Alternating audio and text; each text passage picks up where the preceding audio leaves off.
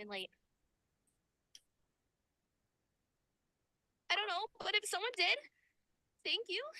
You guys are amazingly sweet.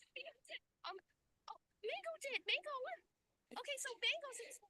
Ladies and gentlemen, we are in week 8, episode 8 of Inside the GEFA. I am Danny Morales, and I'm just on the sideline until the picks. I'm here with James. I'm here with Thor. And how are you boys on this beautiful Wednesday night? Doing good, Danny. Good. James, how are you feeling, my friend? What's going on, Danny? Nothing much. Nothing much. We got a Caleb lot was of. supposed to be on here, but he had a boo-boo belly and couldn't suck it up and have his flu game. So Obviously, we send all the best to Caleb. Hopefully, he'll join us next week. Get better there, Week. Chico. What, Thor? I said, get better there, Chico. This week, we're going to discuss, as always, we're going to discuss the games that were, the games that are going to be. We're going to discuss playoff implications, and we're all going to do it under the guise of our host, a man who has great taste in running football leagues, but terrible taste in rooting for football teams, Mr. James Simerson. Go Big Blue. I think we play you week 1. No, week 6. Week Week 6 six? at our place and week 8 at yours. It doesn't matter. It does All to right, me. so I'm planning on going to week 6. we got a pretty good show for you tonight. Like always, like Danny says, we're going to go over the games that were and the games that will be.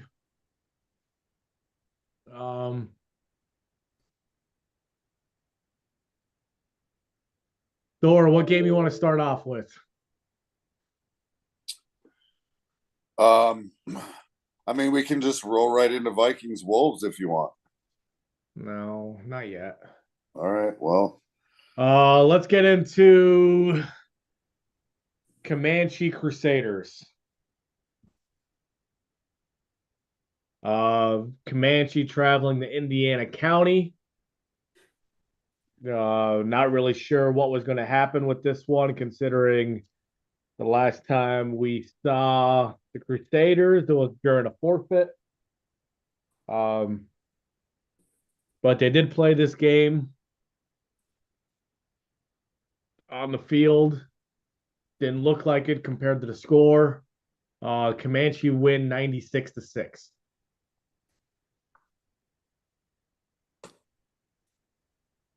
I'm Mark Buffalino, and I'm running. yeah, I just got to see some clips from this game.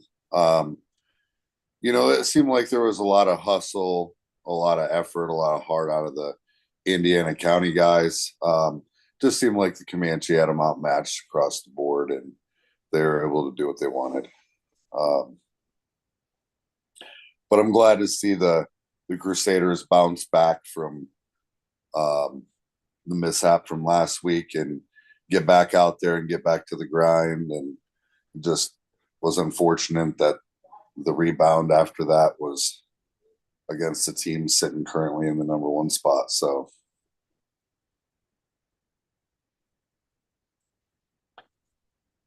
tough day for the Crusaders. I mean, Q Tyler said it best in his service announcement. They're really good at football right now, and it showed. Anytime you score 96 points in a game is always a good time for the winning team, at least.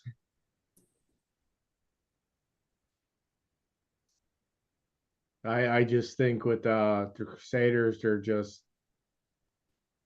so undermanned, which may have been one of the worst injury bug bitten teams I've ever seen in GEFA. I don't know how many they showed up to this game. It didn't help that they had a few bail on them. Yeah.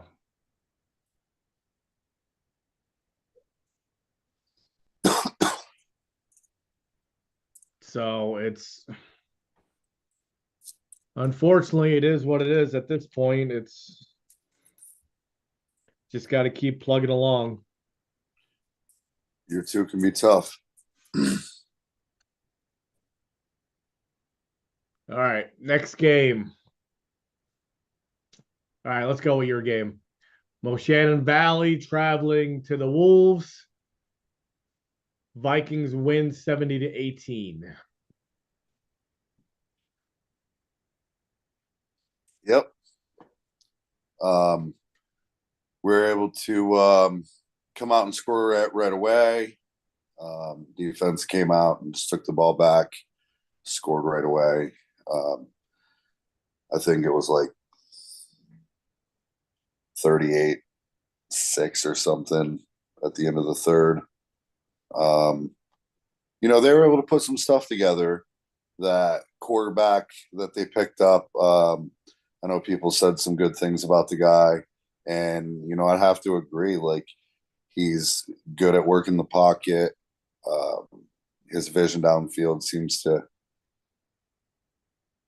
need a little bit more work, but I mean, you know, as a rookie, I'm pretty sure as a rookie quarterback in the league, I feel like, you know, he's something he's going to be able to build with some experience. And, you know, they got some talented guys over there. They just didn't match up well against what we brought. And, you know, we were able to control the game. Our run game was pretty strong. I think Jihad Bennett rushed for like 4 touchdowns, somewhere close to 90 yards, maybe, I think. The one play he had where he jumped over one of the Wolves and went for a long touchdown. That was a nice play. Yeah. And he just, you know, he made the best out of, you know, inside run. And, you know, our center that was able to help, played it really well for us. And he got into a situation where some guys smaller than him were going to try to tackle him. I think he leaped, I think it was 2 of them at the same time. And then he was able to just finish down the field and score. And it was a pretty awesome play. Jihad's a younger back that came to us a few years ago and has played some different roles. And this year he's rushing his ass off. So I feel defense, you know, it was a bend, don't break. These guys definitely have the ability to pick up yards. And like I said, that quarterback, you know, played pretty smart and took advantage of getting people into some open spots and making the best of what he had. And but we held him to 3 scores despite rotations. And I think our defense came back with, we had an interception that was lateral and ran down for a touchdown. I think Dokes had 3 himself. Our defensive line was able to pressure him pretty well. And, you know, the quarterback got rid of the ball in some tough situations, and we took advantage of it. So, I mean, it's one of those where the Wolves don't really show a whole lot of wins on the board, but they actually have some legit athletes over on that side. I just think they might need another year to get a couple more guys with side and behind them, and you know, they got some talent. So Yeah, they're not a bad squad, but you could tell the inexperience with some of them. You could tell that they didn't really spend too much time together in the off season. A lot of moving pieces. Still trying to kind of learn their way through everything, but they do have some, you know, veteran players like Shane Walsh, Darius Wade, even Duke's there, but Duke didn't play. I think that was a big void on the defense, not having him out there. I mean, they're just this season they're just trying to get the experience, and their quarterback Chris Cruz, um, he didn't feel comfortable or look comfortable at all in that pocket. There was a lot of times where he was looking in front of him rather than down the field, and when your guys got close, he kind of did like the fadeaway and just threw it up, hoping not to get hit, and that led to a lot of the turnovers. I know there was a couple interceptions. I think there might have been even a pick six on there. But I mean, they're still just trying to find their way. And going against a seasoned team like the Vikings and that, it's tough. It really is. And I think the Wolves will pull together once they get more games under their belt. I just don't think it's going to be this season.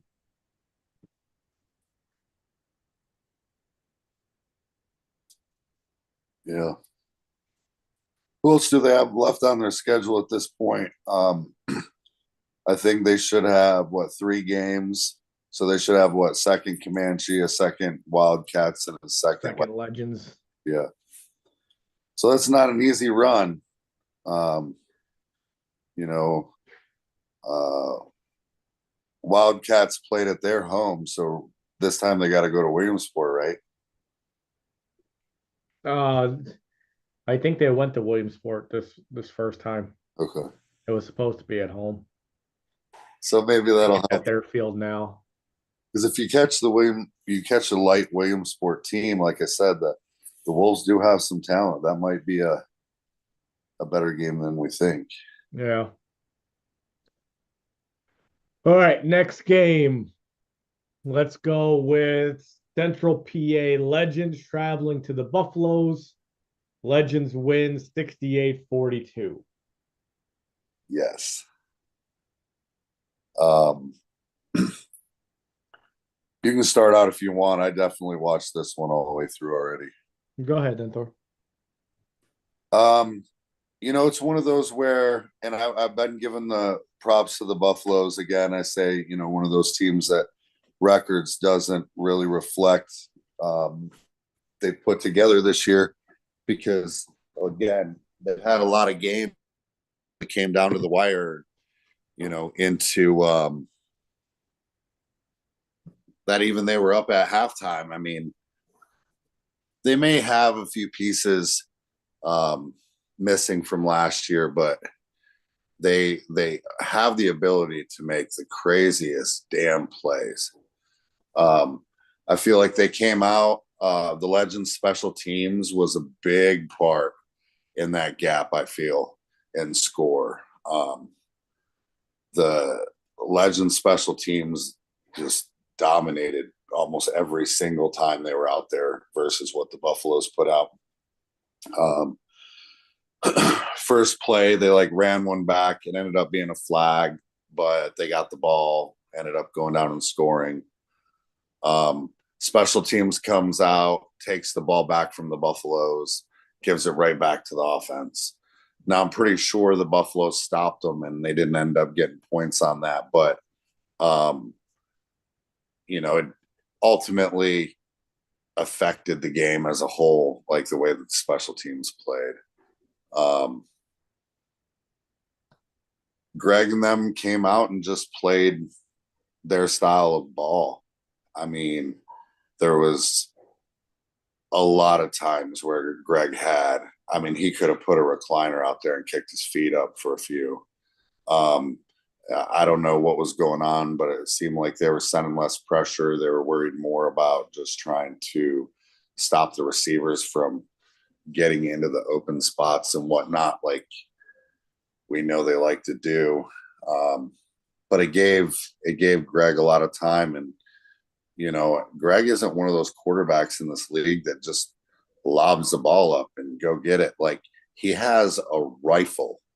He will find the spot. His guy will sit for just a second and he will laser that ball in there. And I don't feel like some people are ready for that. They just try to play him like a normal guy, and that's just not going to happen. But the Buffaloes came out, ran their game, tried to attack the middle. Legends did a good job regrouping and shutting that down and forcing them to go to some other avenues. But Buffaloes had big play May out there, caught some great catches, found his way through some crazy traffic, washed out, and just was able to do what he does.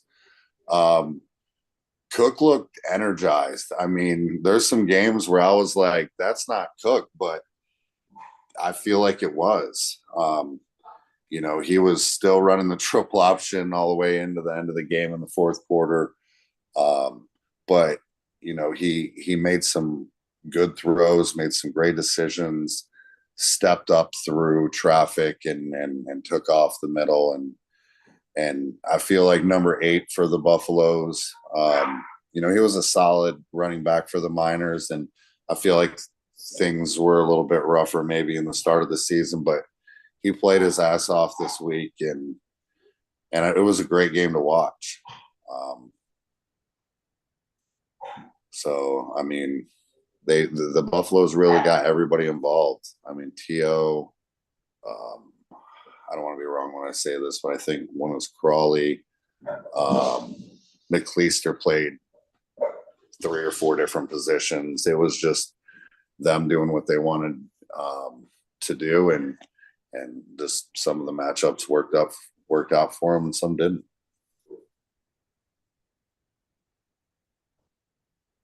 Yeah, you could definitely tell the Buffaloes aren't the same team from last year. A lot of big pieces missing in the trenches. But they've got some young players as well. You definitely know that they're in a full rebuild this year.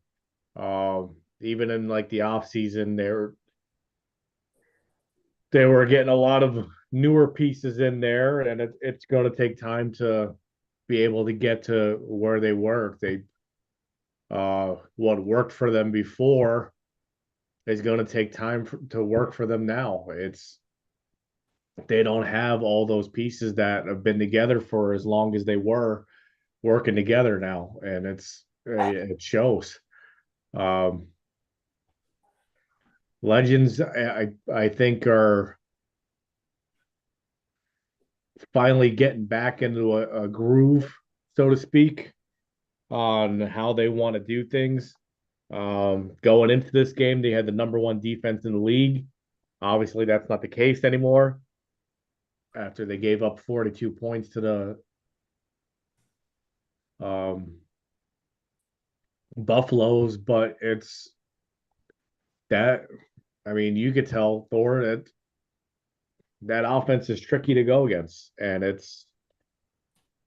Levi has that down to an art form on how to run that triple option in that, and it's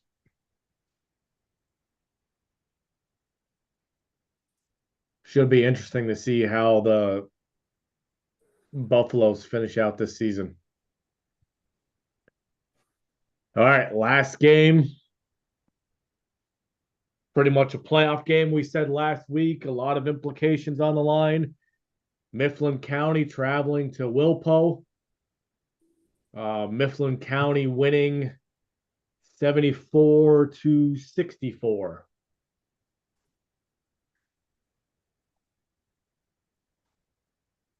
Going by the box score on this, I did not see the game. I just saw clips in that.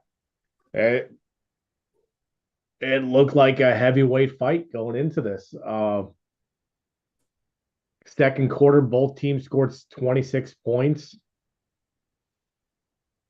At one time, it looked like it was 50-38 in favor of Wilpo going into the fourth quarter, and then something happened.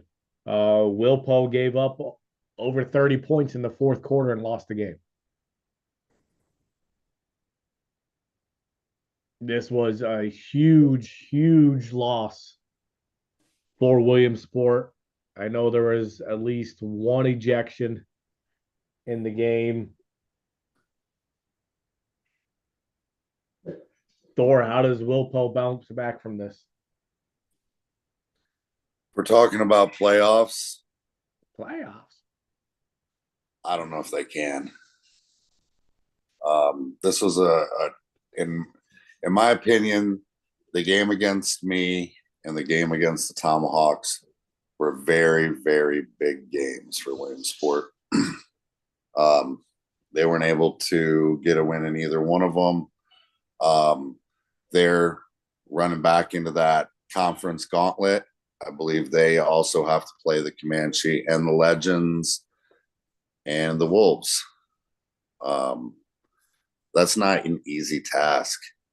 And, I don't know what order they play them in, but, if things don't go all that well and Williamsport doesn't travel heavy like they did to me, which I'm only like an hour and 20 minutes down the road from them, the Wolves could make them winless on the second half of the season. We'll see how things work out for them.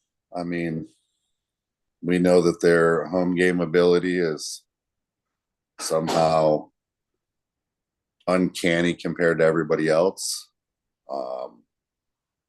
If the ejection's what I heard, then that's a big person for them to not have for one of those 3 games. I don't know who they play next.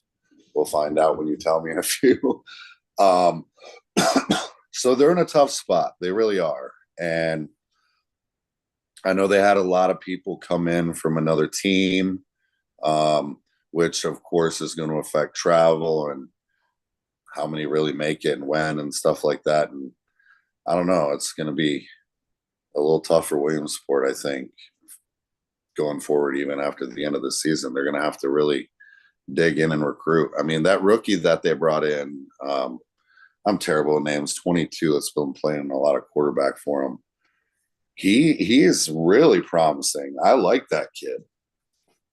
But I don't know how many of the other pieces that I was impressed with were guys that came in from Wilkes-Barre. And is the team going to go back to Wilkes-Barre? Can they hold on to those guys? That's a lot of questions. But for this season, things are looking pretty dreary for them right now.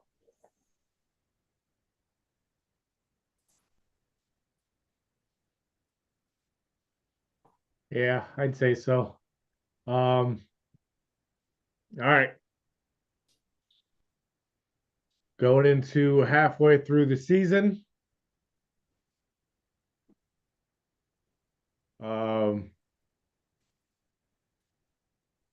Thor, you moved in the 3rd place all-time wins with 78. Oh.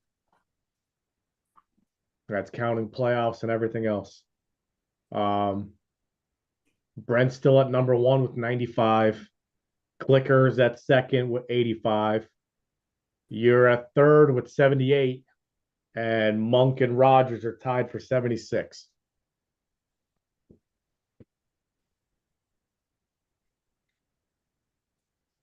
Cool.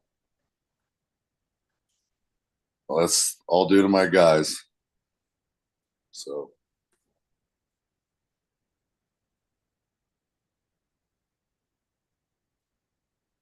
And then right now for the standings, if the playoffs started today, the Wildcats, Buffaloes, Wolves, and Crusaders would be the first 4 out. You got the Comanche in first place with 12.9 points. Legends in second place with 11.6 points. Vikings in third with 10.3 points.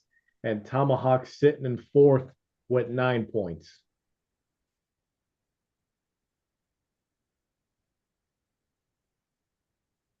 That Comanche Legends rematch is pretty big deal. Mm-hmm. Now, going into this week, we only have 3 games. I think Comanche and Tomahawks both have buys this week coming up.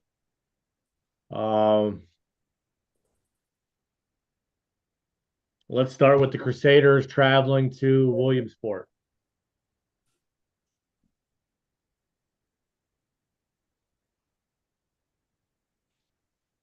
I'll take the lead on this one. I don't want to lecture the Crusaders. I feel like I should say, I really hope that the way things panned out a couple weeks ago just was a one-time fluke and all's going to be well. I hope they plan their rides and hold each other accountable and make sure everybody's going to show up, because you never know what you're going to get out of Williamsport. It's just they're at home. So, I mean, I'm expecting Williamsport to win this game big. We'll see what the Crusaders bring to town. I mean, I have to go big and just say 60-0 Williamsport.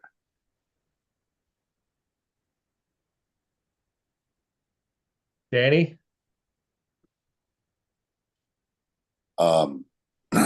Danny said he had to leave about 20 minutes ago, so he's not on for picks today. I think he's picking Crusaders, though. Write that down. Okay. All right. I'm going to say Wildcats 60-6. I just depends on how they travel. I don't see them bringing a full squad with them. They, like I said, they've been really hurt with injuries. So I'm going to say Williamsport wins this one with ease. And I think Isaiah Hankins, number 22 for Wildcats, has a really good game on this one and really shows what he could be doing. Next one, Lehigh Valley Wolves traveling to Central PA Legends.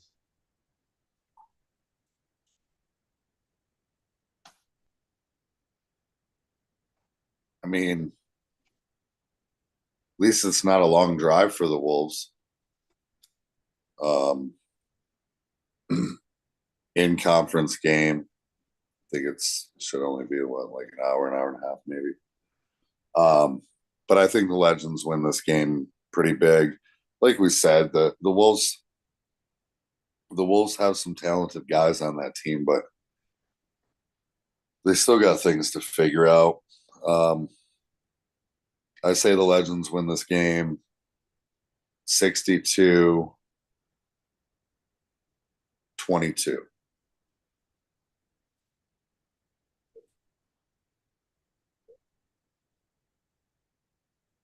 Yeah, I don't see it much different than yours. I'll say 68-12 Legends. Hopefully the Wolves quarterback is able to grow more in his position. Like I said, he's young, he's a rookie. If he has the time, he could make plays happen. It's just I haven't seen it in the past couple weeks. Hopefully he could look more comfortable in the pocket and make some plays.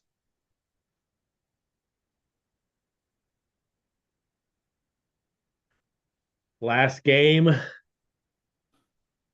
Bedford County Buffaloes going to MOVA. Back at home. Ruin the shit.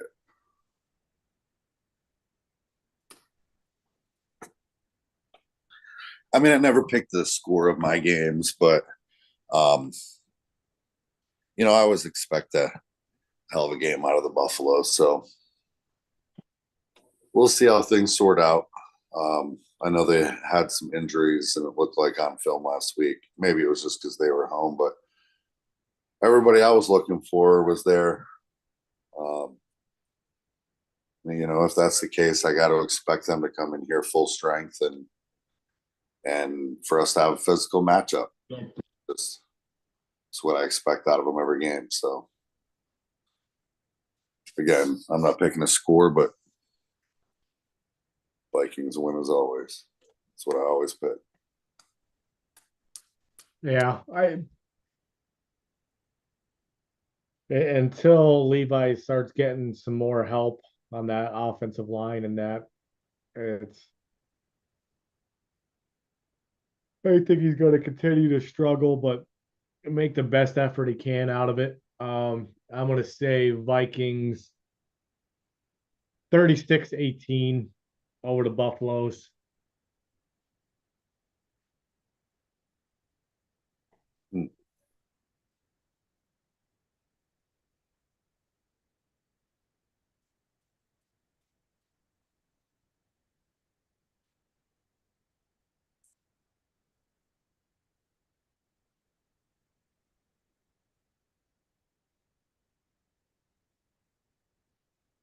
Should be a good matchup. Last I looked, weather was supposed to be pretty good too. Field's in great shape.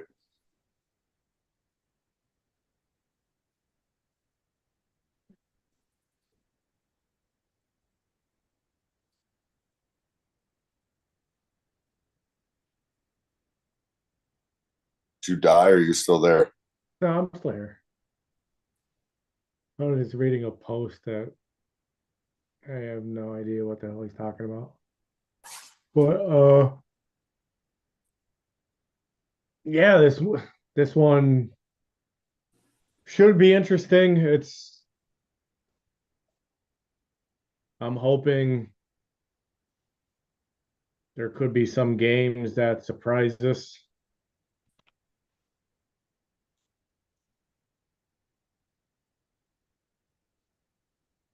Yeah.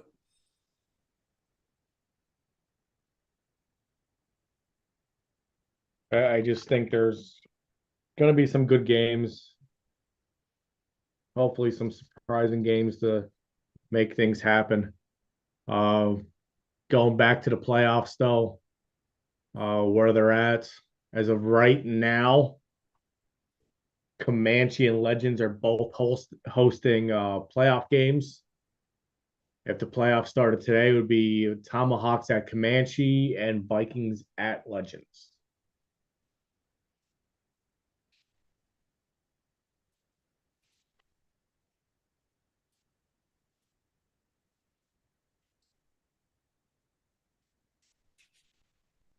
And the rematch of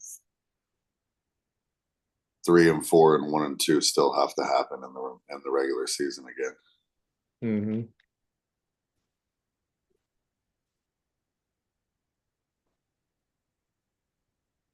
Yeah, 1 and 2, 3 and 4 both have to play each other again.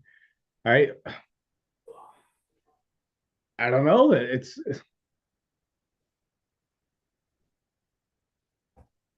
it's so 1 through 4 could all be swapped around. Like 2 could take over 1 and 4 could take over 3.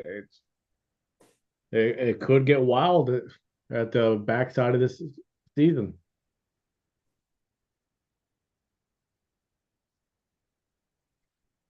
Yeah, on a bye week, the Tomahawks are Buffalo fans this week. Yeah.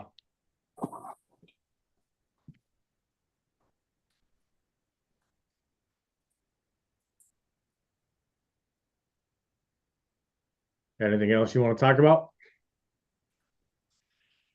That's it for this week. That's all I had. Yeah, so let's have a good week. Like I said last week, so far the behaviors have been pretty good this week or this season. Not too many refs have said they've had issues with behaviors. So let's keep that going. Be safe out there. Later. Later, guys.